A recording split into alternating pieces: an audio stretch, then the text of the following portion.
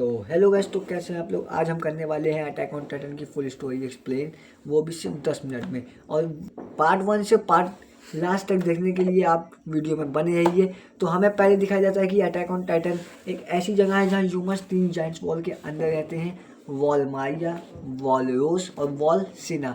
बाहर की दुनिया में टाइटन्स घूमते हैं जो इंसानों को खाते हैं, मॉन्स्टर्स की तरह दिखते हैं वो, इसलिए लोग।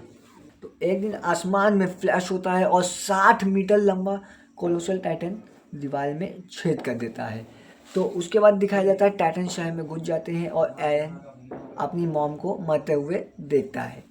तो उसके बाद एरन उस दिन आयन की आंखों में सिर्फ एक ही गोल बचता है, वो कहता है I will kill every Titan. उसके बाद एरन, मिकासा और एमिन जो होते हैं वो मिलिट्री ट्रेनिंग ज्वाइन करते हैं।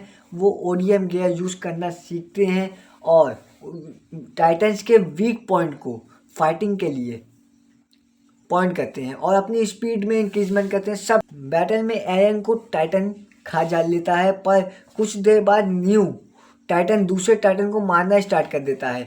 सरप्राइज ये था कि वो टाइटन एक्चुअली एरन ही था।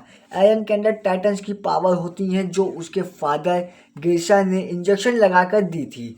The basement truth. अब आता है ये टॉपिक। एरन के फादर ने कहा था बेसमेंट में सारी सच्चाई है, सारे सीक्रेट छुपे हुए हैं।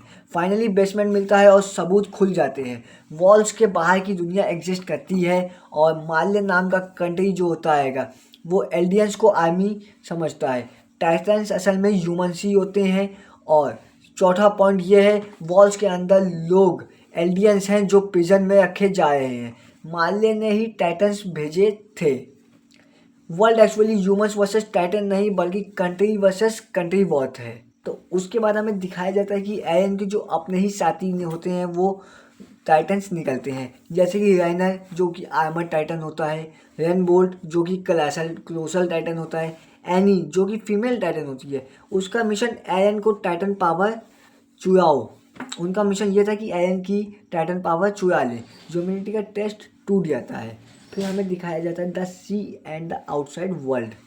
एरन फाइनली समुद्र तक पहुंचता है, पर जैसे ही वो सी के पार देखता है माल्य का पूरा मिलिट्री वर्ल्ड मिलता है। एरन के world, if we kill our enemies across the sea we will finally be free. उसके बाद हमें दिखाया जाता है कि एरन समझ जाता है कि पीस पॉसिबल नहीं है वर्ल्ड में। वर्ल्ड एलियंस को कभी एक्सेप्ट नहीं करेगा।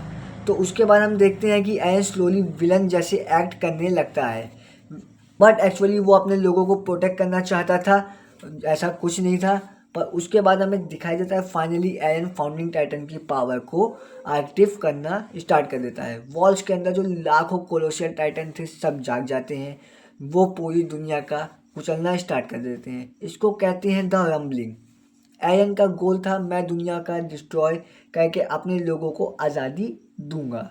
उसके बाद हम देखते हैं फाइनल बैटल में एरन के फ्रेंड्स मिकासा, एमिन और ली, जीन, कॉनेल ये सब डिसाइड करते हैं कि दुनिया को बचाना है। वो एरन के अगेंस्ट फाइट करते हैं। एट द एंड मिकासा एरन का हेड कट करती है, रम्बलिंग तक रुक जाता है। टाइटन्स की पावर हमेशा के लिए ख़त्म हो जाती है।